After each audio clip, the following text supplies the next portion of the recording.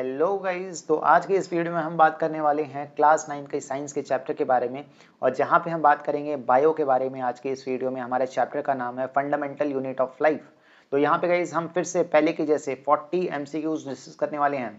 अगर आपको नहीं पता है तो हमने एटम्स एंड मॉलिक्यूल्स के 40 एमसीक्यूज डिस्कस किए हैं, सारे ही इंपॉर्टेंट आपके एग्जाम के लिए। एक बार आप देख लेंगे पूरा चैप्टर आपका हो जाएगा। वैसे ही हमने बात किया है फिजिक्स का मोशन चैप्टर में, अगर एक बार आप वीडियो को चेकआउट कर लेंगे तो पूरा चैप्टर आपका फिनिश हो जाएगा। उससे साथ ही साथ आपको कॉन्सेप्ट भी समझ में आएंगे, साथ ही साथ आपके प्रॉब्लम्स भी हो जाएंगे। तो चलिए गाइस बात करते हैं आगे, देखते हैं फंडामेंटल यूनिट ऑफ लाइफ।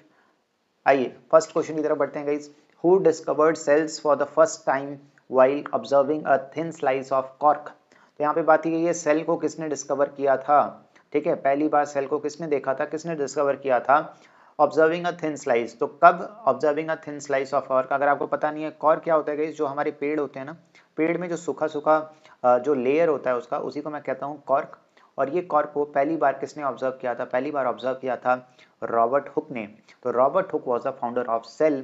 तो डेड सेल गाइस, बेसिकली ये जो था ये डेड सेल था जो कि पेड़ का है। तो रॉबर्ट हुक ने बताया था इसके बारे में, इन्होंने ऑब्जर्व किया था। और यहाँ पे हमें कंपार्टमेंट ऐसे ऐसे दिख रहे थे, छोटे छोटे सेल के कंपार्टमेंट। तो इन्होंने इसका नाम सेल दिया, छोटे छोटे कंपार्टमेंट्स दिख रहे थे। आगे बढ़ते हैं। Robert Hooke in 1665 Hooke saw the dead cells walls of plant tissues and called them cells meaning small rooms. Cells का मतलब होता है स्मॉल रूम्स। सो बात करते हैं इस क्वेश्चन नंबर 2 की तरफ। The first person to observe free living cells. अभी अभी मैंने गाइस आपको बताया था डेड सेल बताया था रॉबर्ट हुक ने, फ्री लिविंग सेल किसने बताया था और कहाँ से बताया था, पॉन्ड वाटर से इन्होंने पानी लाके ऑब्जर्व किया था उसको माइक्रोस्कोप में, तो उन्हें दिखा था। तो ये थे Antonie van Leeuwenhoek. So the right option is option C. Using an improved microscope in 1674, he observed living microorganisms in pond water. So बात करते हैं इस क्वेश्चन नंबर 3 की तरफ। The nucleus, the brain of the cell। जो nucleus होता है guys, जो सेल होता है, सेल के अंदर सेल का जो ब्रेन होता है वो होता है गाइस न्यूक्लियस, जो कि सेंटर में रहता है। ब्रेन ऑफ द सेल होता है गाइस, वाज डिस्कवर्ड बाय, ये इसको पहली बार किसने डिस्कवर किया था। तो right answer is Robert brown guys, आपको पता रहना चाहिए रॉबर्ट ब्राउन ने बताया था। तो रॉबर्ट हुक ने नहीं बताया था, वर्चू ने नहीं बताया था, स्केलियन ने नहीं बताया था। हम आगे देखेंगे इन्होंने क्या बताया था। तो right answer is option A, Robert brown identified the nucleus in 1831 proving cells have internal control structures. तो सेल्स के अंदर इन्होंने बताया इंटरनल कंट्रोल स्ट्रक्चर होता है। फॉर एग्जांपल कंट्रोल रूम मान लीजिए आप, जहाँ से चीज़ों को जो कि सबसे मेन पार्ट होता है जो कंट्रोल करता है पूरे सेल को। ठीक है, तो ये बात करते हैं इस क्वेश्चन नंबर 4 की तरफ। Which scientist propose the cell theory. तो यहाँ पे बोला गया है कौन से साइंटिस्ट ने सेल थ्योरी प्रपोज की थी। सेल थ्योरी किसने प्रपोज की थी, तो सेल थ्योरी प्रपोज की थी stating plants and animals are made of cell. तो उसमें क्या बताया था कि प्लांट और एनिमल्स सेल से बने हुए हैं। तो कौन से साइंटिस्ट ने ये बताया था पहली बार। साइंटिस्टों ने बताया था कि सेल थ्योरी मतलब दो साइंटिस्टों ने मिलकर बताया था। तो Watson and Crick wrong answer, Schleiden and Schwann, Schleiden and Schwann is the right answer guys, इन दोनों साइंटिस्टों ने मिलकर बताया था। हुक एंड ब्राउन गलत है, वर्चू एंड वर्किंजी गलत है। तो गाइस इन्होंने प्रपोज किया सेल थ्योरी, और सेल थ्योरी से हमारी अंडरस्टैंडिंग सेल के बारे में और बेटर एंड बेटर हुई। जहाँ पे इन्होंने बोला कि जितने भी लिविंग थिंग्स हैं वो सारे सेल से बने हैं। तो पहले तो स्केल्डन ने बताया कि प्लांट्स जो रहते हैं प्लांट में लिविंग सेल होता है। फिर उसके बाद एनिमल्स में बताया किसने, आगे थोड़ा चल के स्कॉन ने बताया। तो इन्होंने कंपोज किया अपना थियरी कि सारे लिविंग थिंग्स सेल से बने होते हैं। और आगे चल के इन्होंने ये भी बात कही कि जो फंडामेंटल यूनिट ऑफ लाइफ है वो सेल होता है। ठीक है, जैसे आपका चैप्टर का नाम है फंडामेंटल यूनिट ऑफ लाइफ, तो basic unit of life cell होता है। सारे हमारा सेल से क्या बना है, सेल से टिश्यूज, टिश्यू से बॉडी ऑर्गन बना है, ऐसे ही हमारा बॉडी बना है ऑर्गन से मिलके। तो ये सारी बातें इन्होंने कही थी। तो यहाँ पे हम देखते हैं इस question number 5, who expanded the cell theory by suggesting cell arise from pre-existing cell। Again guys जैसे अभी स्कॉन और स्केल्डन ने जो बताया था, तो उसमें गाइस कुछ खामियां थी। उन्होंने ये नहीं बताया कि एक सेल दूसरे सेल से कैसे बनता है। तो उन्होंने कुछ बताया था कि ये कुछ क्रिस्टलाइजेशन प्रोसेस से बनता है, जो कि ट्रू नहीं था। बाद में आगे चल के गलत प्रूव हो गया। और उनको गलत किसने प्रूफ किया, गलत प्रूफ किया किसने, रडोल्फ वर्चो ने गलत प्रूफ किया। और उन्होंने बोला कि जो एक सेल है वो दूसरे सेल से बनता है, कैसे, डिवाइड होके। ठीक है, ठीक है। तो expanded the cell theory by suggesting cell arise from pre existing cells. तो आई होप गाइस आपको समझ में आ गया होगा। सो रडोल्फ वर्चो थे जिन्होंने ये बताई थी बात। कॉन्सेप्ट अमीनो सेलो ए सेल ला एक्सप्लेन्ड सेल डिवीजन। तो इन्होंने सेल डिवीजन के बारे में बात की थी, एंड कंटिन्यूटी ऑफ लाइफ। सो बात करते हैं इस क्वेश्चन नंबर 6 की तरफ। The plasma membrane is primarily compose of. तो गाइज यहाँ से इंपॉर्टेंट क्वेश्चन आपके शुरू हो जाएंगे। द प्लाज्मा मेम्ब्रेन, जो प्लाज्मा मेम्ब्रेन है गाइज, इसी का नाम है सेल मेम्ब्रेन। तो ये किससे बना रहता है? तो मैं आपको बता दूं फॉर योर इन्फॉर्मेशन गाइज, जो सेल हमारा होता है, सेल के अंदर न्यूक्लियस, ये पार्ट आपको पता लग गया। अब सेल के अंदर गाइज एक दरवाजा होता है, मान लीजिए गेट होता है जहाँ से चीज़ें अंदर आएंगी या फिर जहाँ से चीज़ें बाहर आएंगी, सेल के अंदर या बाहर जाएंगी चीज़ें, तो यहाँ से एक्सचेंज होता है। तो ये यही गेट को मैं कहता हूँ, दरवाजे को कहता हूँ सेल मेम्ब्रेन। और ये बना किससे रहता है, ये पूछा जा रहा है आपसे। तो ये प्राइमरली बना रहता है गाइज फॉस्फोलिपिड बाइलेयर से, फॉस्फोलिपिड बाइलेयर। तो दो लेयर रहती हैं यार, ये कंपाउंड होता है गाइज, ये फॉस्फोलिपिड का कंपाउंड होता है, देख सकते हैं आप, ये फॉस्फोलिपिड कंपाउंड ऐसा कुछ दिखता है। और यहाँ पे एक और नीचे ऐसे कंपाउंड रहता है। तो दो लेयर रहती हैं, बाई लेयर रहता है इसमें, ये आपको पता रहना चाहिए। और दूसरी चीज़ क्या है गाइज, यहाँ पे आपको पता रहना चाहिए, इधर पे मेरे दो एंड्स होते हैं, हाइड्रोफोबिक और हाइड्रोफिलिक एंड रहते हैं। तो अगर आप ये वाला एंड देखेंगे, ये वाला जो एंड रहता है गाइज मेरा, ये वाला एंड मेरा रहता है हाइड्रोफोबिक, हाइड्रोफोबिक, हाइड्रोफोबिक, जो कि टेल होता है गाइस। और ये मेरा हेड होता है, ये हाइड्रोफिलिक रहता है। हाइड्रोफिलिक मतलब guys water loving, water loving, hydrophilic water loving होता है, जो कि पानी, बिकॉज जो सेल मेम्ब्रेन रहता है गाइस, उसमें ज़्यादातर लिक्विड रहता है, लिक्विडी पार्ट रहता है, तो ये एक्सपोज रहता है, आउटर लेयर एक्सपोज रहता है वाटर से। ठीक है, आई होप आपको समझ में आ गया होगा, इसीलिए हाइड्रोफिलिक हेड है।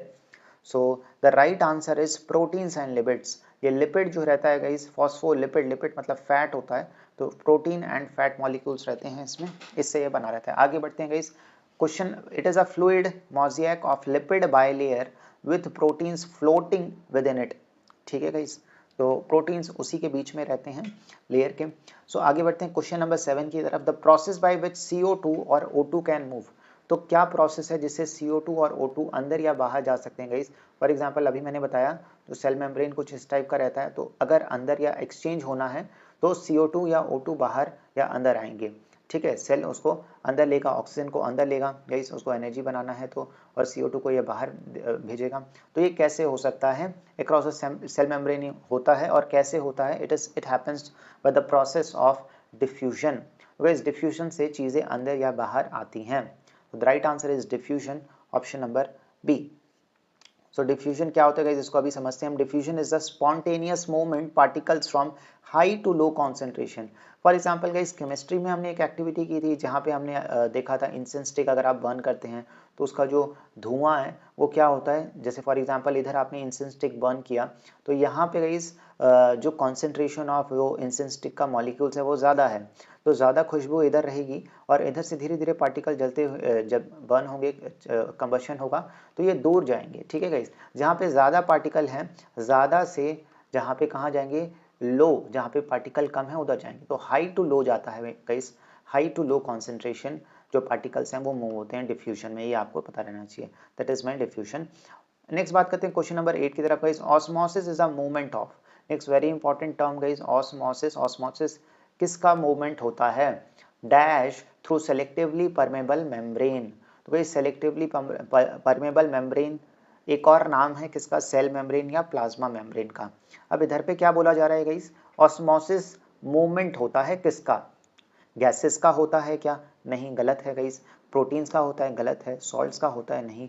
वाटर का मूवमेंट होता है गाइस। कभी भी ऑस्मोसिस सॉल्वेंट, वाटर या लिक्विड हम बोलेंगे इसका मूवमेंट होता है। मैं आपको ऑस्मोसिस क्या होता है अभी बताता हूँ guys. Water osmosis is a specific type of diffusion involving solvent water molecules. तो बेसिकली ऐसा होता है गाइस, मान लीजिए इधर पे एक मेम्ब्रेन लगा हुआ है, मान लीजिए जैसे फॉर एग्जांपल आपने देखा होगा आपके घर में जैसे चाय रहता है, चाय में चाय छननी रहती है हमारी, स्टेनर रहता है, तो एक जगह से दूसरी जगह क्या होता है उससे चीज़ें पार हो जाती हैं। जैसे कि आपने चाय बनाई और चाय आपने डाला तो चाय पत्ती उसके अंदर रह जाती है और पानी जो चाय रहता है वो कप में चले जाती है। तो सेम वे में यहाँ पे क्या होता है कि इस ऑस्मोसिस में हमेशा जो सल्यूट रहता है वो कभी मूव नहीं करता, जो लिक्विडी पार्ट रहता है वो मूव करता है। तो फॉर एग्जाम्पल इधर पे वाटर है, ठीक है गाइस, अगेन वाटर है, वाटर के अंदर मेरा सल्यूट भी होगा, वाटर के अंदर मेरा गाइस सल्यूट भी होगा, कुछ सल्यूट भी होगा, बट यहाँ पे मान लीजिए सल्यूट होगा, कुछ ना कुछ सल्यूट होगा, बट ये जो सल्यूट के पार्टिकल्स हैं, बड़े बड़े पार्टिकल्स हैं, ये मूव कभी नहीं होते। ये जो मेम्ब्रेन रहता है इसमें से खाली और खाली वाटर के पार्टिकल H2O, खाली वाटर मूव होगा, खाली वाटर मूव होगा, ठीक है गाइस। और वाटर मूव होके दूसरे जगह चले जाएगा। नाउ क्वेश्चन इधर ये आता है गाइस, वाटर कहाँ से कहाँ मूव होगा। तो बात बहुत सिंपल सी है गाइस, वाटर मूव होगा जहाँ जहाँ वाटर ज़्यादा होगा वहाँ वाटर वहाँ से मूव होगा जहाँ वाटर कम होगा। अब आप एक बात इधर बताइए गाइस, फॉर एग्जाम्पल अगर मैं आपको बताऊँ, पूछूँ आपसे कि जैसे कि हमारा जैसे कि मान लीजिए यहाँ पे सल्यूट है, यहाँ पे सल्यूट है कुछ, और मान लीजिए यहाँ पे एक मैंने चेम्बर ले रखा है, ऐसा बीकर बनाया है, और यहाँ पे मेरा कुछ मैंने शुगर डिज़ोल्व किया है, शुगर है गाइस, हाँ शुगर के पार्टिकल्स इधर डिज़ोल्व हैं, ये शुगर है, और शुगर के अंदर वाटर है। ऑफकोर्स पानी मैंने डिज़ोल्व किया है, तो वाटर है और शुगर है, इसके पार्टिकल डिज़ोल्व हैं, तो ये वाटर है, वाटर के अंदर शुगर के पार्टिकल डिज़ोल्व हैं। तो यहाँ से यहाँ अगर मूवमेंट होगा तो किसका होगा। अब यहाँ पे भी वाटर भी है, यहाँ पे भी वाटर है गाइस, बट यहाँ पे शुगर के पार्टिकल्स नहीं है। तो आप बताइए जो मूवमेंट होगा वाटर का वो यहाँ से यहाँ होगा कि यहाँ से यहाँ होगा। थोड़ा सा आप सोच सकते हैं इधर। तो राइट आंसर जो गाइस होगा, जो पानी का मूवमेंट होगा वो कहाँ से कहाँ होगा, यहाँ से यहाँ होगा पानी का मूवमेंट। यही होता है ऑस्मोसिस। मतलब कि मैंने क्या बोला, जहाँ पे पानी की मात्रा ज़्यादा है उधर से उधर मूव होगा। क्या इधर पानी की मात्रा ज़्यादा थी गाइस, हम बोलेंगे नहीं, ज़्यादा पानी नहीं था, ज़्यादा पानी इधर था। इधर ज़्यादा पानी बोलने का मतलब है पानी का कॉन्सेंट्रेशन, H2O का कॉन्सेंट्रेशन कहाँ ज़्यादा है, यहाँ पे ज़्यादा है, लेफ्ट साइड में। मान लीजिए ये B है, ये A है, तो B टू A मूव होगा। A में सल्यूट आ गया ना गाइस, सल्यूट आ गया तो पानी का कॉन्सेंट्रेशन कम हो गया, ठीक है। तो यहाँ पे जो रीजन है ये हाई सल्यूट रीजन है, हाई सल्यूट है, और यहाँ पे हम देखें ये लो सल्यूट रीजन है। और दूसरे तरीके से अगर आप समझें कि यहाँ पे मेरा जो रीजन है वो लो वाटर कॉन्सेंट्रेशन है, और यहाँ पे मेरा जो रीजन है वो हाई वाटर कॉन्सेंट्रेशन है, क्योंकि पानी ज़्यादा है, सल्यूट बिल्कुल नहीं है इधर, हाई वाटर कॉन्सेंट्रेशन है। तो याद रखिएगा इस पानी कभी भी कहाँ से कहाँ मूव होगा, वाटर का मूवमेंट होगा जहाँ पे वाटर का कॉन्सेंट्रेशन हाई होगा वहाँ से लो वाटर कॉन्सेंट्रेशन की तरफ मूव होगा। और दूसरा हम इसको कैसे फ्रेज करते हैं, जहाँ पे लो सल्यूट कॉन्सेंट्रेशन होगा उधर से ये मूव होगा हाई सल्यूट कॉन्सेंट्रेशन में। तो दो डेफिनेशन है गाइस ऑस्मोसिस की, आई होप आपको समझ में आ गया होगा गाइस। आगे बढ़ते हैं जल्दी से। A cell placed in a hypotonic solution high water outside will, तो यहाँ पे बोला गया है गाइस एक सेल है जो कि प्लेस किया गया है कहाँ पे, हाइपोटोनिक सॉल्यूशन में। तो गाइस यहाँ पे हाइपोटोनिक क्या कौन सा सॉल्यूशन होता है ये समझते हैं, हाई वाटर आउटसाइड। तो इसमें लिखा है गाइस, जैसे फॉर एग्जांपल हम कंसिडर करते हैं एक बीकर, और यहाँ पे हम मान के चलते हैं इधर पे हमने सेल की जगह क्या ले लिया, किशमिश ले लिया। आई होप आपको पता होगा किशमिश क्या होता है। अब ये किशमिश है, थोड़ा सा इसको बड़ा बना लेते हैं, ये मान लीजिए किशमिश है गाइस। अब पानी क्या बोला है इधर, हाई वाटर आउटसाइड, मतलब बाहर पानी क्या है, ज़्यादा है, ऑलरेडी गिवन है ये। बाहर पानी अगर ज़्यादा है, H2O ज़्यादा है, मोर हाई, इसका कॉन्सेंट्रेशन ज़्यादा है। कहाँ से किसके कंपैरिजन में, अंदर, अंदर कॉन्सेंट्रेशन क्या है, लो है। तो हमने क्या सीखा गाइस, अभी हमने ऑस्मोसिस में क्या सीखा, ऑस्मोसिस में हमने क्या सीखा, पानी कहाँ से कहाँ मूव होता है, जहाँ पे उसका कॉन्सेंट्रेशन ज़्यादा होता है उससे वो अंदर की तरफ जाता है, ठीक है। तो यहाँ से पानी बीकर के बाहर से अंदर की तरफ जाएगा, इसका मतलब जो किशमिश है वो क्या हो जाएगी, थोड़ी देर बाद वो हो जाएगी, वो फूल जाएगी, किशमिश बड़ी हो जाएगी, ठीक है, क्योंकि इसके अंदर बाहर से अंदर पानी आ चुका है, ठीक है। तो इसी को ही हम कहते हैं गाइस हाइपोटोनिक सॉल्यूशन। इधर पे आप एक निमानिक याद रख सकते हैं, हाइपो मतलब हिप्पो बोलते हैं ना, तो मतलब फूलेगा, उधर पे वो जो चीज़ होगा वो फूलेगा, मतलब पानी बाहर से अंदर की तरफ जाता है, ठीक है ना, आउटसाइड से इनसाइड जाता है, ये आपको समझ में आना चाहिए। हाई कॉन्सेंट्रेशन सॉल्वेंट से लो कॉन्सेंट्रेशन सॉल्वेंट जाता है। आगे बढ़ते हैं guys.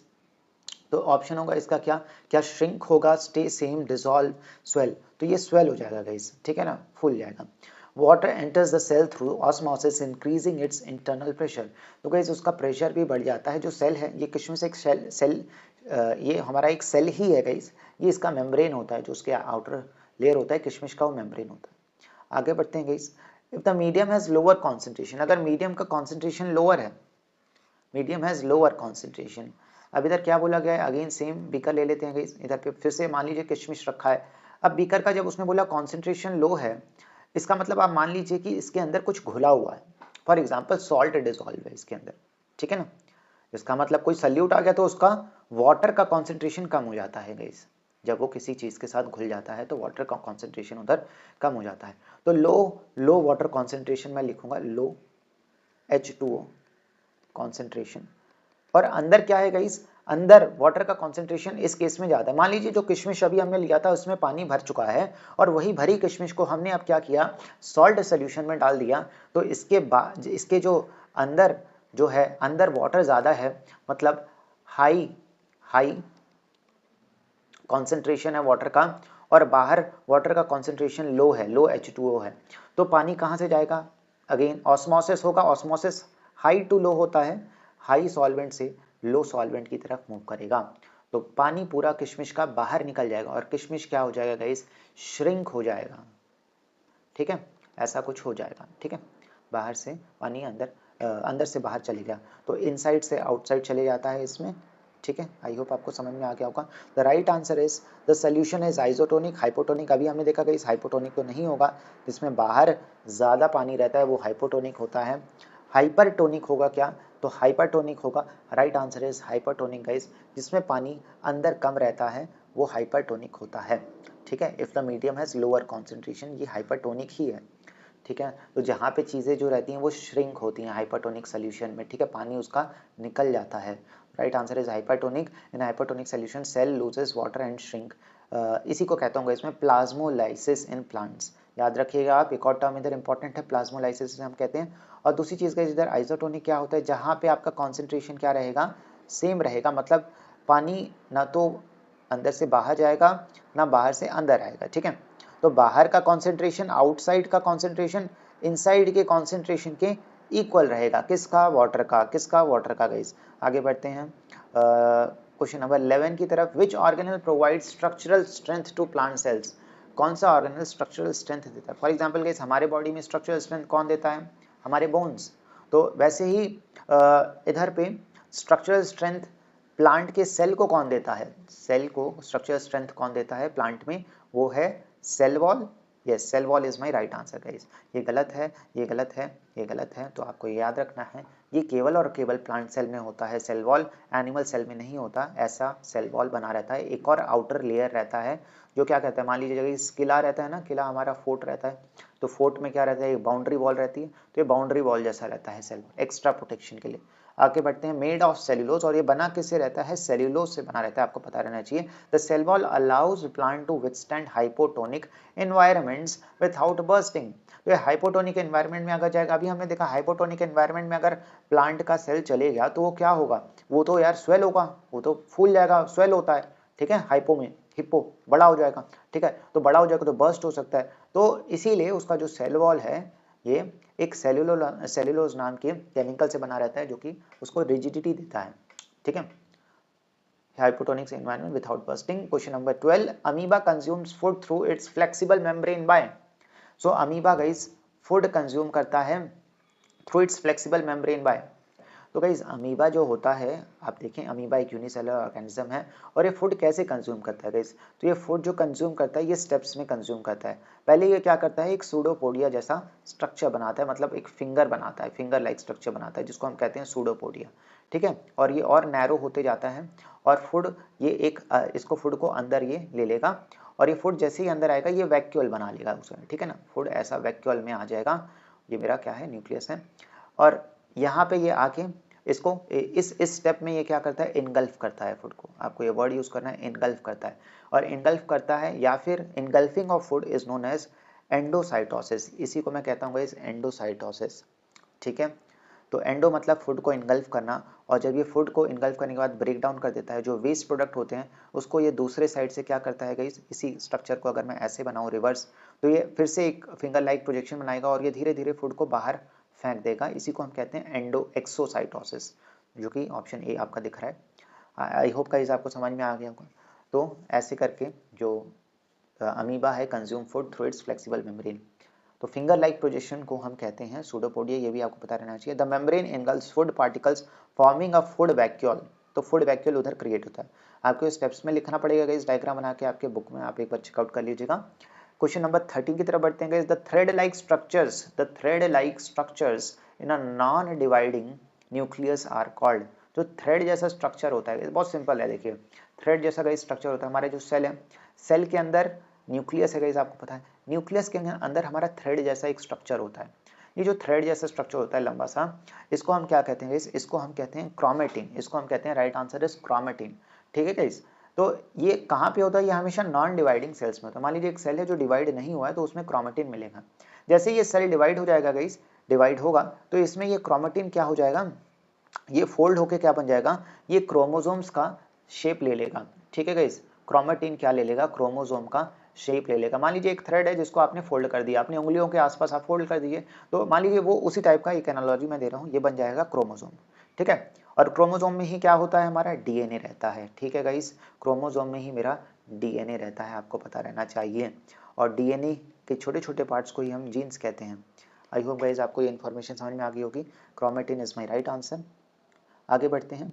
Chromatin material organizes into chromosomes only during cell division. तो सेल डिवीजन के वक्त क्रोमेटिन क्रोमोसोम्स में बदल जाता है। तो आइए देखते हैं इस क्वेश्चन नंबर 14 क्या है। Chromosomes are made up of, chromosomes किससे बना रहता है गाइस, ये पूछा गया है। तो क्रोमोसोम्स बना किससे रहता है, क्या डीएनए एंड आरएनए से बना रहता है, नहीं गाइस गलत है। क्या डीएनए एंड प्रोटीन से बना रहता है, absolutely right, DNA and protein से बना रहता है, ओनली डीएनए गलत है गाइस, आरएनए एंड प्रोटीन गलत है।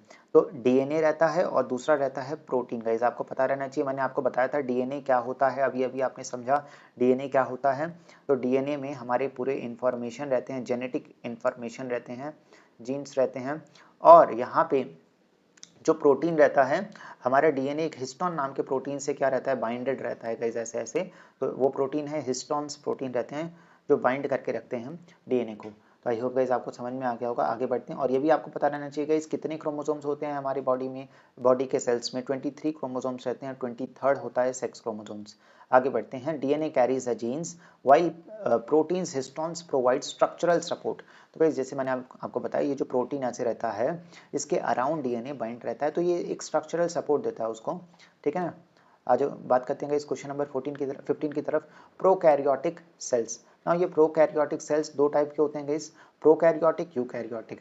जो प्रोकैरियोटिक सेल्स पूछा गया, are characterized by the absence of, ये कैसे कैरेक्टराइज होते हैं, इसमें क्या नहीं रहता है, क्या डीएनए रहता है, तो क्या सेल मेम्ब्रेन रहता है, क्या राइबोसोम्स रहता है, क्या न्यूक्लियर मेम्ब्रेन रहता है। तो राइट आंसर है इसका इस डीएनए, इसमें प्रोकैरियोटिक में न्यूक्लियस तो रहता है गाइस, बट जो न्यूक्लियस रहता है वो प्रोमिनेंट न्यूक्लियस नहीं रहता है। न्यूक्लियस रहता है बट वो प्रोमिनेंट न्यूक्लियस नहीं रहता है, मतलब कि वेल डिफाइंड न्यूक्लियस नहीं रहता है। इसका मतलब जो न्यूक्लियस का जो मेम्ब्रेन है वो एब्सेंट रहता है। ठीक है गाइस, हाँ, तो इसीलिए वो वेग जैसा स्ट्रक्चर रहता है, इसीलिए हम कहते हैं न्यूक्लियर मेम्ब्रेन इसमें एब्सेंट रहता है। ठीक है, absence of nuclear membrane. Prokaryotics have an undefined nuclear region called a nucleoid. ठीक है ना, उसी को मैं कहता हूँ न्यूक्लियोलॉइड। तो इसमें जब हम बात करेंगे न्यूक्लियस के, न्यूक्लियस का जो अनडिफाइंड न्यूक्लियर रीजन होता है, इसको मैं न्यूक्लियोलॉइड कहता हूँ गाइस। आप याद रखिएगा इस टर्म को, न्यूक्लियोलॉइड प्रोकैरियोटिक्स में होता है। यूकैरियोटिक्स वेयर है उनका वेल डिफाइंड न्यूक्लियस रहता है। ठीक है, तो ये प्रोकैरियोटिक्स प्रिमिटिव सेल्स रहते हैं जो कि बैक्टीरियाज में पाए जाते हैं गाइस, और यूकैरियोटिक वैसे सेल्स रहते हैं जो कि हमारे जो ऑर्गेनिजम्स की सोफिस्टिकेटेड बॉडी रहती है, मल्टी सेलुलर ऑर्गेनिजम्स होते हैं, उनमें ज़्यादातर देखने को मिलते हैं जिनकी सोफिस्टिकेटेड बॉडी। सो बात करते हैं गाइस क्वेश्चन नंबर 16 की। विच organelle is the site of protein manufacture. So organelle guys होते हैं हमारे सेल के अंदर, जैसे हमारे बॉडी के अंदर छोटे छोटे ऑर्गन होते हैं, वैसे ही सेल के अंदर ऑर्गेनल्स होते हैं। बहुत सारे डिफरेंट ऑर्गेनल्स होते हैं जिसके बारे में आपको पढ़ना है। अगर आपने इसके बारे में अच्छे से पढ़ लिया तो आपका ये चैप्टर अच्छे से हो जाएगा गाइस। तो कौन सा ऑर्गेनल में प्रोटीन बनता है, मैन्युफैक्चर होता है, ये पूछा गया है। तो क्या माइटोकॉन्ड्रिया में होता है गाइस, माइटोकॉन्ड्रिया तो साइट ऑफ पावर हाउस इसको बोला जाता है, यहाँ पे एनर्जी बनती है, तो ये तो गलत हो गया। क्या राइबोसोम है, तो ribosome is the right answer. इधर पे मेरा प्रोटीन मैन्युफैक्चर होता है, राइबोसोम्स में प्रोटीन मैन्युफैक्चर होता है जो कि न्यूक्लियस के अंदर रहता है आपका ये, और ये आर-आर-एन-ए की मदद से प्रोटीन बनाता है। ठीक है, और लाइसोसोम्स, व्हाट इज लाइसोसोम्स के, सो लाइसोसोम्स क्या होते हैं, सुसाइड बैग्स होते हैं। इनमें डाइजेस्टिव एंजाइम्स रहते हैं जो क्या कर लेते हैं, पूरे सेल को, सेल का जो भी कचरा रहता है गाइस, जैसे हमारे यहाँ पे म्यूनसिपैलिटी रहती है, वो क्या करती है, इंश्योर करती है कि हमारा एरिया क्लीन रहे हम, तो वैसे ही डाइजेस्टिव एंजाइम क्या करते हैं, इंश्योर करते हैं जो रिसाइकलिंग वाला प्रोसेस है वो अच्छे से होता रहे सेल के अंदर। ठीक है, तो ये सेल को कभी कभार जो सेल के ऑर्गेनल्स जो मर जाते हैं वो इसको कंज्यूम कर लेते हैं, ठीक है। प्लास्टिड्स क्या होता है आपका गाइस, प्लास्टिड अगेन आपका प्लांट्स में दिखता है। ये आपका क्या करता है, ये अगेन फूड को स्टोर करने में ही मदद करता है। आपका ये कलर देता है, कैसे पिगमेंटेशन देता है, it gives colour to the different parts of the plant, जैसे कि वेजिटेबल्स में, लीफ में अलग अलग ये कलर देता है, ठीक है। जहाँ पे हम देखते हैं क्लोरोप्लास्ट, ओके, क्लोरोप्लास्ट एक वन ऑफ द प्लास्टिड है। तो दिस इज द प्लास्टिड। आगे बढ़ते हैं गाइस, आगे बढ़ते हैं। Ribosomes is my right answer. Ribosomes translates genetic instructions into proteins chain. So बात करते हैं गाइस क्वेश्चन नंबर 17 की तरफ। यहाँ पे देखते हैं गाइस हम लोग, जो क्वेश्चन है हमारा, विच ऑर्गेनल इज रिस्पॉन्सिबल, कौन सा ऑर्गेनल रिस्पॉन्सिबल है मेम्ब्रेन बायोजेनेसिस के लिए। सो पहले तो गाइस आपको ये वर्ड का मीनिंग पता रहना चाहिए, मेम्ब्रेन बायोजेनेसिस होता क्या है। सो मेम्ब्रेन बायोजेनेसिस मतलब क्या, जो आपका सेल होता है गाइस, सेल के अंदर जो मेम्ब्रेन होता है, ये मेम्ब्रेन को बनाता कौन है, इसको जन्म कौन देता है। बायोजेनेसिस का मीनिंग होता है जन्म देने वाला, जहाँ से लाइफ आए, तो इसको जन्म कौन देता है, तो कौन बनाता है, कौन सा ऑर्गेनल बनाता है। इधर पे डिफरेंट ऑर्गेनल्स हैं, तो यहाँ पे क्या गोल्जी apparatus इसको बनाता है, ER बनाता है, एंडोप्लाज्मिक रेटिकुलम, वैक्यूल्स, माइटोकॉन्ड्रिया। तो गाइस बात समझते हैं एक एक करके, सबका रोल क्या है। तो राइट आंसर जो रहता है गाइस वो है हमारा ER, एंडोप्लाज्मिक रेटिकुलम। तो कुछ बातें आपको समझनी है गाइस, ये करता क्या है। तो एंडोप्लाज्मिक रेटिकुलम दो टाइप्स के होते हैं गाइस, एक होता है स्मूथ एंडोप्लाज्मिक रेटिकुलम, SER जिसको मैं कहता हूँ, और एक होता है रफ एंडोप्लाज्मिक रेटिकुलम। तो गाइस ये रफ एंडोप्लाज्मिक रेटिकुलम क्या करता है, ये देता है प्रोटीन, ये बनाता है प्रोटीन्स, और ये SER मदद करता है फैट्स बनाने में, ठीक है गाइस, फैट्स मॉलिक्यूल। और ये दोनों चीज़ें यूज़ होती हैं सेल मेम्ब्रेन में, सेल मेम्ब्रेन को बनाने में, मेम्ब्रेन बनाने में। तो गाइस ये काम है इन दोनों का, SER और RER का। नेक्स्ट हम बात करते हैं गाइस माइटोकॉन्ड्रिया। अगर माइटोकॉन्ड्रिया की बात करें तो ये सेलुलर रेस्पिरेशन में मदद करता है। सेलुलर रेस्पिरेशन मतलब पावर हाउस हम इधर कहते हैं, इधर एनर्जी बनती है गाइस, इधर एनर्जी बनती है, इधर सेलुलर रेस्पिरेशन होता है, मतलब ऑक्सीजन रिएक्ट करता है और यहाँ पे एनर्जी बनाता है, ATP जिसे हम कहते हैं, ठीक है। आगे बढ़ते हैं गाइस, गोल्जी apparatus ये काम करता है गाइस मॉडिफाई करने का, पैक करने का। जैसे कि फॉर एग्जांपल पार्सल सर्विसेज रहती है ना गाइस, जैसे आपने कुछ अमेजोन से ऑर्डर किया तो वो मॉडिफाई करके, पैक करके पहले अमेजोन सेंटर में जाएगा और फिर आपको मिलेगा। तो ये काम ये करता है, मॉडिफाई और पैकेजिंग का काम। गाइस वैक्यूल्स का काम क्या है, ये काम ज़्यादातर इनका स्टोरेज का होता है, ठीक है, और वेस्ट मैनेजमेंट का होता है गाइस। तो ये आपको मैंने इन सबके फंक्शंस बता दिए हैं, तो that is the right answer, option number B. आगे बढ़ते हैं guys, ER synthesises the lipids. तो ये लिपिड सिंथेसाइज करता है कौन, SER, smooth endoplasmic reticulum, and proteins required to build the cell membrane. बात करते हैं गाइस क्वेश्चन नंबर 18 की तरफ, the organelle that detoxifies poisons and drugs in liver cells. So liver cell में कौन सा ऑर्गेनल डिटॉक्सिफाई करता है, मतलब कि पॉइजन को खत्म करता है, मदद करता है, एंड ड्रग्स लिवर सेल के अंदर। तो क्या रफ ER है, स्मूथ ER है, न्यूक्लियस है, गोल्जी बॉडी है। तो राइट आंसर है स्मूथ ER, आप इसको याद रखिएगा। लिवर सेल के अंदर स्मूथ ER हेल्प करता है पॉइजन्स को डिटॉक्सिफाई करने में। तो smooth ER, smooth endoplasmic reticulum, SER plays a crucial role in biochemical detoxification, ठीक है गाइस, याद रखिएगा। In vertebrate livers. आगे बढ़ते हैं guys, question number 19, which organelle modifies packages and stores products in vesicles. तो गाइस ये मैंने आपको बता ही रखा है, मॉडिफाइंग और पैकेजिंग। जैसे मैंने बोला अमेजोन पार्सल सर्विस होता है ना आपका गाइस, वो क्या करेगा, अमेजोन आपका चीज़ों को लेके शॉप से जब चीज़ें जाएंगी तो वहाँ पे वो जाके उसके सेंटर में, अमेजोन के सेंटर में वो मॉडिफाई होगा और पैक होगा, फिर आप तक पहुँचेगा। And stores products in vesicles, ठीक है। और ये कैसे जाता है, पैकेजिंग होके कैसे गाइस ट्रांसपोर्ट होता है, ये वेसिकल में ट्रांसपोर्ट होता है, ठीक है guys. So and store in vesicles, तो यही बोला गया इधर। सो माइटोकॉन्ड्रिया कौन सा ऑर्गेनल ये काम करता है, माइटोकॉन्ड्रिया करता है, अभी हमने बोला ये सेलुलर रेस्पिरेशन करता है, ये एनर्जी बनाता है, गलत हो गया। Golgi apparatus absolutely right guys, Golgi apparatus का ये काम है। राइबोसोम्स तो again site of protein manufacture, तो ये प्रोटीन का काम करता है। Lysosome suicide bags, again recycling का काम करता है, डाइजेस्टिव एंजाइम रहते हैं। It acts like a post office processing materials for transport. I hope आपको समझ में आ गया होगा guys. Why are lysosomes called suicide bags. Lysosome को सुसाइड बैग क्यों कहा जाता है गाइस, लाइसोसोम को सुसाइड बैग क्यों कहा जाता है, ये समझते हैं, ये याद रखिएगा। They kill bacteria, they produce energy, they make proteins, they can digest their own cell. तो the right answer is they can digest their own cell. तो गाइस क्या होता है ना, जब सेल एक जो सेल है वो अब फंक्शन करना धीरे धीरे, उसका जो फंक्शन होता है वो स्लो डाउन हो जाता है और धीरे धीरे वो बेसिकली ओल्ड होने लगता है, तो धीरे धीरे वो बेसिकली डेड होने वाला होता है, ऐसे समझिए आप। तो ये लाइसोसोम क्या है, ये एंजाइम रिलीज करता है, लाइसोसोम एंजाइम रिलीज करता है, डाइजेस्टिव एंजाइम, और ये पूरे सेल को डाइजेस्ट कर लेता है, ठीक है। तो द राइट आंसर है they can digest their own cell. If a cell is damaged lysosomes burst and their enzymes digest the cell's contents। ये राइट ऑप्शन है guys. The energy currency of the cell, energy currency guys किसे कहा जाता है, energy currency cell के अंदर किसे कहा जाता है, एनर्जी कौन बनाता है, अभी मैंने बताया था ये बनती कहाँ पे है, ये बनती है माइटोकॉन्ड्रिया में, उसको बनाता वो एनर्जी करेंसी होती है एटीपी गाइस, एटीपी। तो एटीपी का गाइस आपको फुल फॉर्म भी पता रहना चाहिए। सो एटीपी का फुल फॉर्म होता है guys adenosine triphosphate, adenosine triphosphate, adenosine triphosphate. So ये होता है एटीपी गाइस, एनर्जी करेंसी। जो लास्ट एनर्जी होती है फाइनल ग्लूकोज ब्रेकडाउन के बाद एटीपी बनती है in mitochondria, it is produced in mitochondria and used for cellular work. और ये किस में यूज होती है, सेलुलर वर्क, सेल इसको यूज करता है अपने काम करने में। Which organelle is known as a powerhouse of the cell, मैंने अभी बताया गाइस जहाँ पे एनर्जी बनेगी उसी को पावर हाउस कहा जाएगा। तो right option is mitochondria, mitochondria, ठीक है गाइस। जैसे मैंने क्लोरोप्लास्ट आपको बताया था, ये क्या है, ये एक प्लास्टिड है, ये एक टाइप का प्लास्टिड है, इसमें क्लोरोफिल रहता है और ये क्या करवाता है, फोटोसिंथेसिस करवाता है, ठीक है गाइस, फोटोसिंथेसिस करवाता है, आपको पता रहना चाहिए। क्रोमोप्लास्ट वेरस क्या करता है गाइस, कलर देने का काम करता है प्लांट के अंदर, जैसे वेजिटेबल के अलग अलग कलर होते हैं। आगे बढ़ते हैं guys. Mitochondria they release energy through cellular respiration. Question 23 plastids containing chlorophyll are called. देखिए आ गया question guys, plastid containing chlorophyll, ऐसा प्लास्टिड जिसमें क्लोरोफिल रहता है जो फोटोसिंथेसिस करवाता है, मैंने अभी बताया आपको।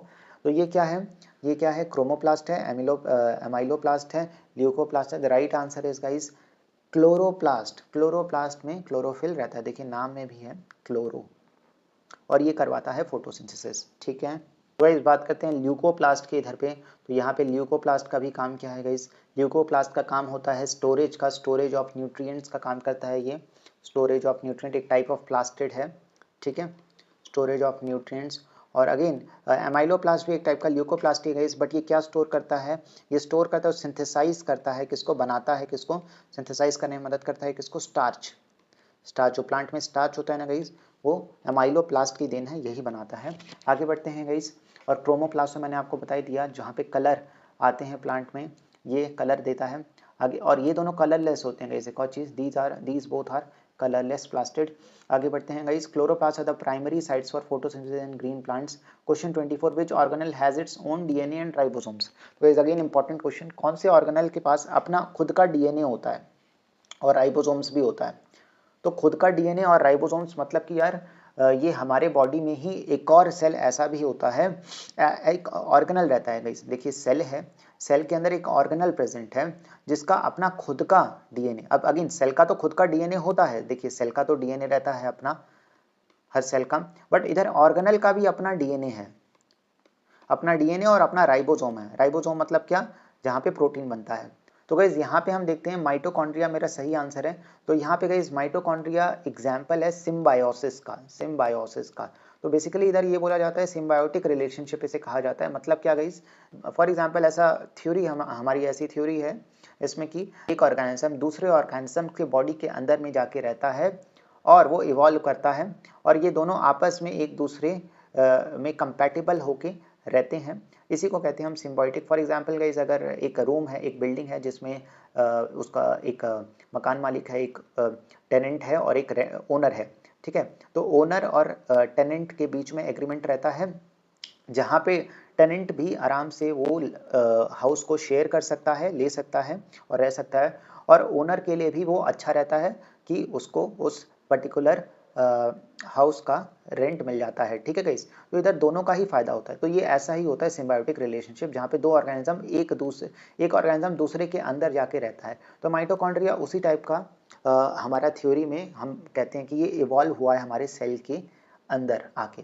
ठीक है। तो ये सिम्बायोटिक रिलेशनशिप का एक बहुत बेहतरीन एग्जाम्पल है। आगे बढ़ते हैं। Mitochondria and plastids are semi autonomous and can make some of their own proteins. ठीक है गाइस, इवन प्लास्टिड भी अपना खुद का प्रोटीन बना सकता है। Leucoplasts are primarily use for, अभी मैंने बताया था गाइस ल्यूकोप्लास्ट का काम है, ये कलरलेस प्लास्टिड है और इसका काम क्या रहता है, क्या कलर प्रोवाइड करना, अभी मैंने बोला कलरलेस है, ये कलर कैसे प्रोवाइड करेगा, क्या फोटोसिंथेसिस करना, फोटोसिंथेसिस तो ये नहीं करवाता है, वो करवाता है क्लोरोप्लास्ट। क्या रेस्पिरेशन करना, नहीं गाइस, ये करता है स्टोरेज का काम, स्टोरेज ऑफ स्टार्च, इसमें हमने अमाइलोप्लास्ट देखा था, वो स्टार्च को सिंथेसाइज करता है, तो स्टोरेज का काम रहता है गाइस इसका, स्टोरेज ऑफ न्यूट्रिएंट। तो right answer is C, storage of starch और oil. They are colourless plastid dedicated to nutrient storage. आगे बढ़ते हैं guys, question number 26, in plant cells the central vacuole provides. अभी हमने देखा था गाइस वैक्यूल का काम क्या रहता है, स्टोरेज का काम रहता है वैक्यूल का। ठीक है, तो प्लांट में बहुत बड़ा हिस्सा वैक्यूल का होता है गाइस, वैक्यूल का। तो ये भी एक सेल ऑर्गन है जिसका काम स्टोरेज रहता है और वेस्ट मैनेजमेंट का काम भी ये करता है। तो एनर्जी देना नहीं गाइस, जेनेटिक देना नहीं, जेनेटिक डेटा नहीं, मूवमेंट, टर्जिडिटी एंड रिजिडिटी। तो इधर पे ये मूवमेंट गलत है, टर्जिडिटी एंड रिजिडिटी देता है गाइस सेल को। सेल के अंदर इसका जो शेप है वो बड़ा भी हो सकता है, छोटा भी हो सकता है, बेस्ड ऑन द सनलाइट। ठीक है guys, based on the sunlight. तो ये टर्जिडिटी एंड रिजिडिटी देता है। The cell sap is the vacuole pushes against the wall keeping the cell form. तो गाइस ये बेसिकली ये क्या करता है, ये जैसे सनलाइट आता है ये अपनी डायरेक्शन चेंज कर लेता है और जिससे कि जो सेल ऑर्गेनल हैं जिनको सनलाइट चाहिए वो एक्सपोजर में रहे सनलाइट के। जैसे फॉर एग्जांपल इधर से सनलाइट आ रही है तो ये अपनी डायरेक्शन चेंज करके उधर पे प्रेशर क्रिएट करता है जिससे कि जो सेल ऑर्गेनल है वो एक साइड हो जाए और उनको sunlight, they can consume sunlight, okay, and they can do photosynthesis like cells like for example जहाँ पे प्लास्टिड रहता है, यहाँ पे आपका हमने देखा था फोटोसिंथेसिस क्लोरोप्लास्ट करता है। तो that is the right answer. What would happen if the plasma membrane ruptures. अगर प्लाज्मा मेम्ब्रेन रप्चर हो गया गाइस, मतलब फट गया प्लाज्मा मेम्ब्रेन, सेल मेम्ब्रेन, तो होगा क्या, cell becomes stronger, cell dies, cell becomes prokaryotic, cell division. तो ये तो गलत है, प्रोकैरियोटिक तो कभी नहीं, ऐसे नहीं बनता है। सेल बिकम स्ट्रॉन्गर, क्या सेल स्ट्रॉन्ग होगा, तो गलत है। द सेल डिवीजन बिगिंस, क्या सेल डिवीजन ऐसे होता है फट जाने से, नहीं, तो सेल डाइज। तो राइट ऑप्शन है सेल डाइज। ठीक है, the cell loses its internal chemistry and control over materials leading to death. आगे बढ़ते हैं guys, question 28, which organelle is called the kitchen of the cell. Kitchen of the cell किसे कहा जाता है, खाना कहाँ पे पकता है गाइस, किचन, जहाँ पे खाना पकता है। ठीक है ना, तो खाना अभी हमने बात किया था, फोटोसिंथेसिस कौन करवाता है गाइस, क्लोरोफिल, तो क्लोरोप्लास्ट करवाता है। तो यहाँ पे खाना पकेगा, यहाँ पे किचन होगा। ठीक है guys, so this is my kitchen. तो right option is option C, because it is where food is synthesised by plants. ठीक है गाइस, क्लोरोप्लास्ट करता है वो। आगे बढ़ते हैं, the only cell organelle seen in both prokaryotes and eukaryotes. ऐसा सेल ऑर्गेनल, एक इकलौता सेल ऑर्गेनल जो दोनों में दिखे, प्रो और यूकैरियोटिक में दोनों में दिखेगा इस, क्या वो माइटोकॉन्ड्रिया है, क्या गोल्जी है, क्या प्लास्टिड है, क्या राइबोसोम है। तो guys right answer is ribosome, option C. Ribosomes are necessary for proteins and are not membrane bound. और एक और यार गाइस, एक और चीज, ये मेम्ब्रेन बाउंड ऑर्गेनल नहीं रहता है, मतलब इसमें मेम्ब्रेन नहीं रहता है। Ribosomes are necessary for proteins, तो राइबोसोम्स क्या रहता है, साइट ऑफ प्रोटीन मैन्युफैक्चर। ठीक है, प्रोटीन मैन्युफैक्चर। तो ये दोनों को प्रोटीन चाहिए, इवन बैक्टीरिया को भी चाहिए जो कि प्रोकैरियोटिक है, और हमें भी चाहिए जो एनिमल्स हैं, बड़े बड़े ऑर्गेनिजम्स हैं, मल्टीसेलुलर कॉम्प्लेक्स बॉडी डिजाइन के। आगे बढ़ते हैं क्वेश्चन 30 की तरफ guys, DNA is functional in segments called. तो मैंने क्या बोला था गाइस, जो डीएनए होता है वो आपका ऐसे ऐसे ऐसे ऐसे, तो इसके जो सेगमेंट होते हैं, जो छोटे छोटे पार्ट्स होते हैं, इसी में तो पूरी इंफॉर्मेशन रहती है। तो यही तो हम स्टडी करते हैं एक एक पार्ट को, तो वही होता है आपका जीन्स, अलग अलग इंफॉर्मेशन रहती है। तो functional in segments called genes, genes is my right answer. Genes carry the specific instruction for traits. So बात करते हैं गाइस इधर, which organelle is involved in the formation of lysosomes. तो लाइजोसोम्स को कौन बनाता है गाइस, जैसे हमने देखा था वहाँ पे सेल मेम्ब्रेन को कौन बनाता है, सेल मेम्ब्रेन का बायोजेनेसिस। तो यहाँ पे लाइजोसोम्स को बनाता ही कौन है, तो क्या ये ईआर बनाता है, क्या वैक्यूल बनाता है, माइटोकॉन्ड्रिया तो नहीं बनाता, ये सब काम नहीं करता। वैक्यूल बनाता है, नहीं। क्या ईआर बनाता है, नहीं। तो right answer is Golgi body guys, Golgi body बनाता है। Golgi body is completely responsible in formation. तो गाइस कैसे होता है मैं आपको थोड़ा सा आइडिया देता हूँ। तो बेसिकली ईआर जो है, ईआर का काम क्या है गाइस, अगेन प्रोटीन बनाना और एंजाइम्स बनाना, ठीक है ना, प्रोटीन फैट्स ये सब बनाता है ये, और ये एंजाइम्स बनाता है। यहाँ पे जो गोल्जी रहता है, गोल्जी क्या करता है, इन सारी चीज़ों को पैकेज करता है, अच्छे से मॉडिफाई करता है, पैक करता है, ठीक। गोल्जी से ये जो पैकेज है ये कम्प्लीटली लाइजोसोम्स में जाता है। ये जो पैकेज है ये लाइजोसोम्स में जाता है, जो मॉडिफाइड पैकेज है जिसमें सारी चीज़ें एंजाइम्स वगैरह भरी हुई हैं, जो कि कहाँ से सप्लाई हुआ था, ईआर से सप्लाई हुआ था। बट गोल्जी कम्प्लीटली इसको गोल्जी से ये जाता है और लाइजोसोम्स की फॉर्मेशन में मदद करता है, ठीक है। तो जाता कहाँ से गाइस, गोल्जी से ही जाता है। Golgi is fully responsible for that, not ER, ठीक है। तो आपको ये समझना है इधर पे, ठीक है। आई होप गाइस आपको समझ में आ गया होगा। तो ये कैसे जाता है, वेसिकल के फॉर्म में जाता है।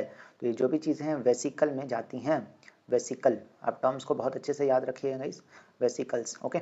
सो that is the right answer, Golgi body. The enzymes are made in ER and packaged into lysosomes by Golgi. तो एंजाइम्स कहाँ बने गए, ईआर में बने, और ईआर से बनने के बाद ये कहाँ पैकेज इनटू लाइसोसोम्स, हाँ, तो ये पैकेज हो गए, पैकेज किया गोल्जी ने और इसको लाइसोसोम्स के अंदर पहुंचाया, ठीक है। सो दैट इज द, तो बात करते हैं इस क्वेश्चन नंबर 32 की। यहाँ पे बोला जा रहा है the process of spreading molecules from high to low concentration.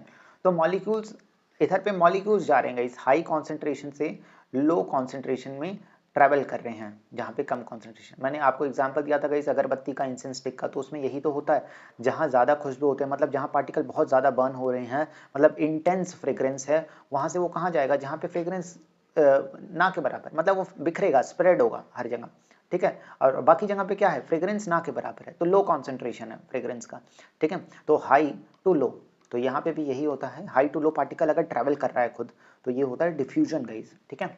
यहाँ पे कहीं लिक्विड की बात नहीं की गई है, तो ये ऑस्मोसिस नहीं होगा, ठीक है। This is a passive process, और ये धीरे धीरे होता है, दैट डजंट रिक्वायर एनर्जी, और जिसमें कोई एनर्जी। बात करते हैं इस क्वेश्चन नंबर 33 की। Cellulose is a dash substance providing structural strength. हमने देखा था सेलुलोज कहाँ पे होता है, इस प्लांट सेल में, सेल वॉल में प्रेजेंट रहता है सेलुलोज, जो उसको स्ट्रक्चरल स्ट्रेंथ देता है, जैसे हमारा बोन हमें देता है। तो डैश सब्सटेंस, ये कैसा सब्सटेंस है, क्या सिंपल है या लिक्विड है या गैसेस है, ये कॉम्प्लेक्स है। तो ये सेलुलोज एक कॉम्प्लेक्स सब्सटेंस माना जाता है, ठीक है गाइस, ये कॉम्प्लेक्स सब्सटेंस होता है, ठीक है। It forms a tough framework of the plant cell. तो इसमें और भी चीज़ें रहती हैं, इस मिडिल लैमेला, ये सब हमने देखा था, तो ये सारी चीज़ें और भी चीज़ें रहती हैं आपकी इसके अंदर। तो that is the cellulose made of. आगे बढ़ते हैं इस question 34। An isotonic solution guys, मैंने आपको बताया आइसोटोनिक सोल्यूशन क्या होता है, has dash concentration as a cell, has higher lower the same zero. हमने क्या देखा था गाइस, आइसो में मतलब क्या होता है, सेम होता है, हाइपो में ज़्यादा होता है, हाइपर में लो होता है, हाइपरटोनिक में लो होता है, हाइपो में ज़्यादा होता है। तो same concentration. In isotonic solution there is no net movement of water. तो कहीं से पानी मूव ही नहीं होता गाइस, ठीक है। जैसे हमने देखा था वहाँ पे बाहर से अंदर मूव होगा तो सेल फूल जाएगा हाइपो में, और हाइपर में क्या होता है, सेल श्रिंक हो जाता है अंदर से। बात करते हैं इधर पे क्वेश्चन नंबर 35 की। तो यहाँ पे बोला गया है who coined the term protoplasm in 1839। तो गाइस ये किसने किया था, ये किया था परकिंजी ने। Right option is Purkinje, option B. तो गाइस ये प्रोटोप्लाज्म में क्या होता है देखते हैं, he use the term for the living fluid substances of the cell. तो गाइस प्रोटोप्लाज्म में होता क्या है एक बार हम समझ जाते हैं इधर पे। तो गाइस प्रोटोप्लाज्म होता है बेसिकली आपका जो सेल होता है, यहाँ पे आपको पता है न्यूक्लियस होता है, तो सेल के अंदर जितने भी चीज़ें रहती हैं आपके न्यूक्लियस को छोड़ के, लिक्विडी पार्ट सारा, और सेल ऑर्गेनल्स को छोड़ के जितना भी लिक्विडी पार्ट होता है गाइस, लिक्विडी पार्ट होता है, लिक्विड होता है, वो होता है मेरा साइटोप्लाज्म, ओके। बट प्रोटोप्लाज्म क्या होता है गाइस, प्रोटोप्लाज्म में आपका सेल मेम्ब्रेन भी आ जाता है, आपका न्यूक्लियस भी आ जाता है, ठीक है, और आपका साइटोप्लाज्म भी आ जाता है। तो ये सारा होता है मेरा प्रोटोप्लाज्म। तो basically cytoplasm is a part of protoplasm, ठीक है। तो लिविंग पार्ट को इन्होंने बताया था जब इसको कॉइन किया था पहली बार, he use the term for the living fluid substances of the cell, ठीक है।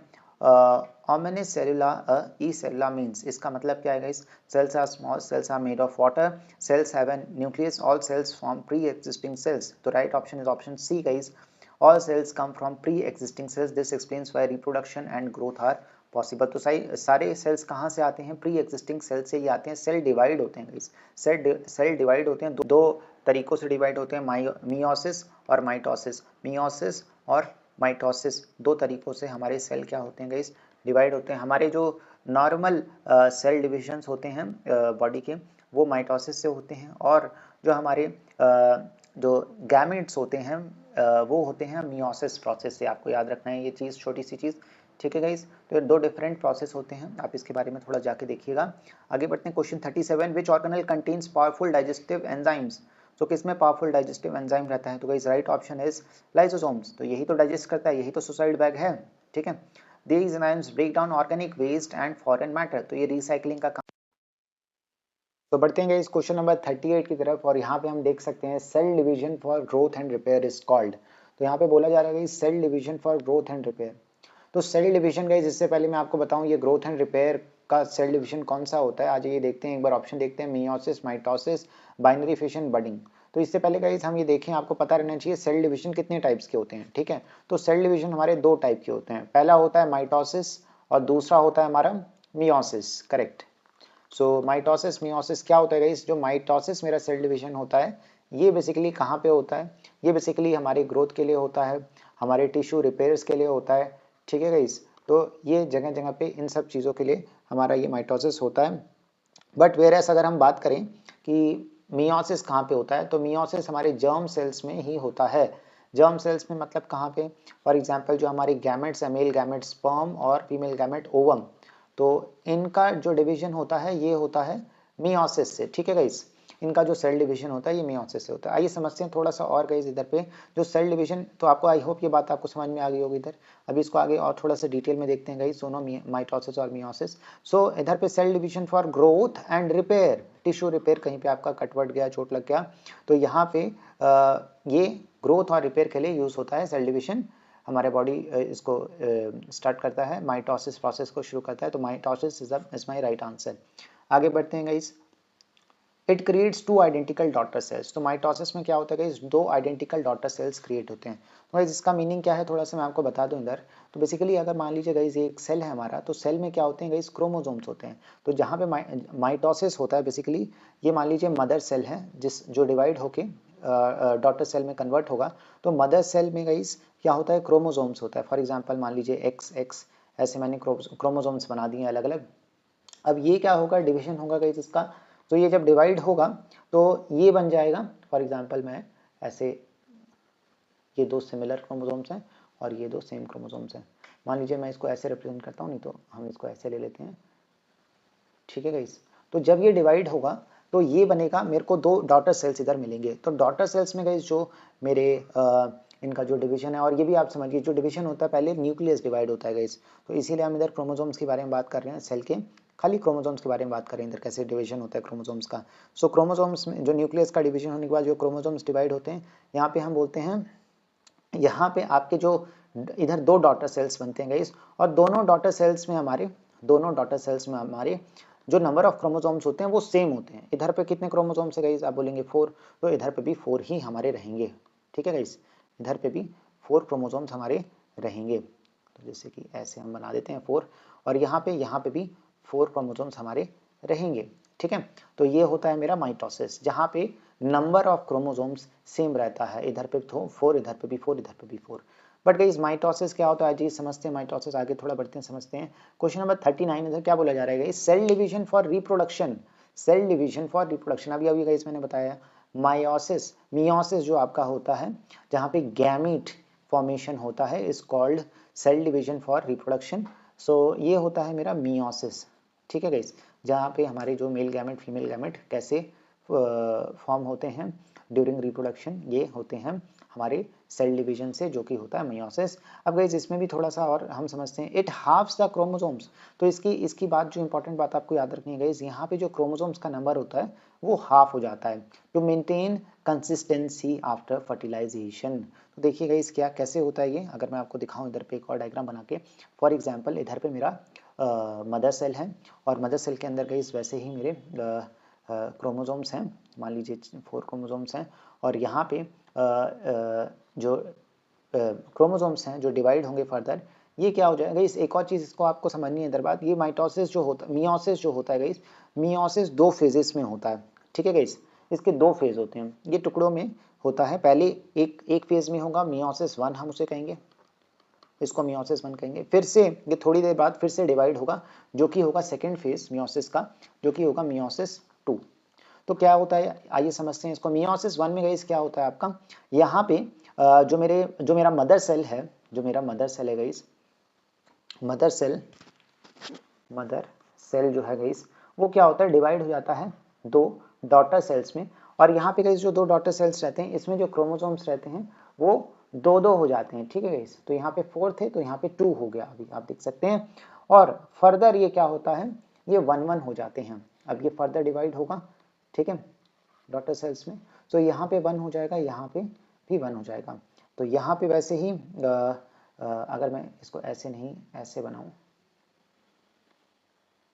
इसको हम ऐसे दिखाते हैं गाइस, यहाँ पे 1, यहाँ पे 1, तो यहाँ पे 1, यहाँ पे 1, और वैसे ही ये भी जो डिवाइड होगा फर्दर, तो यहाँ पे भी ये 1-1 हो जाएगा, 1-1 हो जाएगा। तो गाइस जो बात समझने वाली है यहाँ पे, पहले तो आप ये देखिए, यहाँ पे एक सेल डिवाइड हुआ, और एक सेल कितने में डिवाइड हुआ, पहले तो आप ये देखिए, बस आप रिजल्ट देखिए। यहाँ पे 1 2 3 4, यहाँ पे मुझे कितने डॉटर सेल्स मिले गाइस, मुझे मिले total 4 daughter cells, 4 daughter cells, ठीक है गाइस, 4 डॉटर सेल्स मिले। और ये 4 डॉटर सेल्स में गाइस हम क्या बोल रहे हैं, यहाँ पे जो मेरा क्रोमोसोम्स है वो कैसे डिवाइड हुआ, वो अब आप देखिए। इधर जो क्रोमोसोम्स थे टोटल 4 थे, बट इधर कितने हो गए, 2 हो गए, 2 हो गए, 2 हो गए ईच डॉटर सेल्स में। इसका मतलब क्रोमोसोम्स का नंबर क्या हो गया गाइस, 4 से ये क्या हो गया, हाफ हो गया, नंबर ऑफ क्रोमोसोम्स हाफ हो गए सब में, ठीक है। तो इसका मतलब क्रोमोसोम्स क्या हो जाते हैं गाइस, हाफ हो जाते हैं। वही हमने माइटोसिस में क्या देखा था, क्रोमोसोम्स हाफ नहीं होते, क्रोमोसोम्स का नंबर सेम रहता है, बट जो नंबर ऑफ सेल्स बनते हैं वो कितने बनते हैं, वो 4 नहीं बनते हैं, वो 2 बनते हैं, ठीक है। तो आपको गाइस प्राइमरी डिफरेंस पता लग गया होगा। इधर नंबर ऑफ सेल्स 4 बनेंगे, और जो क्रोमोसोम्स होगा इस सेल में वो हाफ हो जाएगा then the mother cell, okay, compare to the mother cell, ठीक है। आई होप गाइस आपको समझ में आ गया हो। It halves the chromosomes number to maintain consistency after fertilization, ठीक है। तो ये क्या कर देता है, हाफ कर देता है, जिससे कि नेक्स्ट जनरेशन में क्रोमोसोम्स डबल ना हो, तो ये इससे कंसिस्टेंसी हो जाती है, फर्टिलाइजेशन में कंसिस्टेंसी मिलती है। तो that's it guys, meiosis. I hope आपको समझ में आ गया होगा। Last question of the day guys, the central region of a prokaryotic cell containing DNA is called. तो गाइस जैसे हमने बताया था, प्रोकैरियोटिक में जो न्यूक्लियस होता है वो प्रोमिनेंट नहीं होता, ठीक है ना। तो न्यूक्लियस में न्यूक्लियस तो होता है बट वो प्रोमिनेंट नहीं होता, मतलब वेल डिफाइंड नहीं होता। तो मतलब इसका क्या, जो मेम्ब्रेन होता है वो सही नहीं होता, इसीलिए मैं इसको क्या कहता हूँ गाइस, इसको मैं कहता हूँ, जो सेंट्रल रीजन है उसको मैं कहता हूँ न्यूक्लियोइड, ठीक है guys. So the right answer is nucleoid. It lacks a membrane, इसमें मेम्ब्रेन नहीं रहता, प्रोमिनेंट नहीं रहता ये, मेकिंग इट अ न्यूक्लियोइड, एक वीक स्ट्रक्चर रहता है गाइस, हाँ, rather than a true nucleus, ठीक है ना। ट्रू न्यूक्लियस में न्यूक्लियर मेम्ब्रेन रहता है, न्यूक्लियोलस रहता है, ठीक है। आई होप गाइस आपको समझ में आ गया होगा, और गाइस आई होप आपने एंजॉय किया होगा आज के ये 40 क्वेश्चंस। सो गाइस मैं चाहता हूँ कि आप मुझे कमेंट करें, अपने कमेंट्स मैसेज करें कमेंट सेक्शन में, और मुझे बताएं कि आपको कैसा लगा वीडियो गाइस, और कोई डाउट है तो वो भी आप बता सकते हैं, और कहीं आप चाहते हैं अपना फीडबैक देना जहाँ पे आप चाहते हैं कुछ इंप्रूवमेंट, तो वो भी बता सकते हैं। और न्यू वीडियोस के लिए गाइस मुझे आप कमेंट कर सकते हैं। तो गाइस इसी टाइप के वीडियोस के लिए आप बने रहिए, और मिलते हैं नेक्स्ट वीडियो के साथ। तब तक के लिए guys goodbye, have a nice day.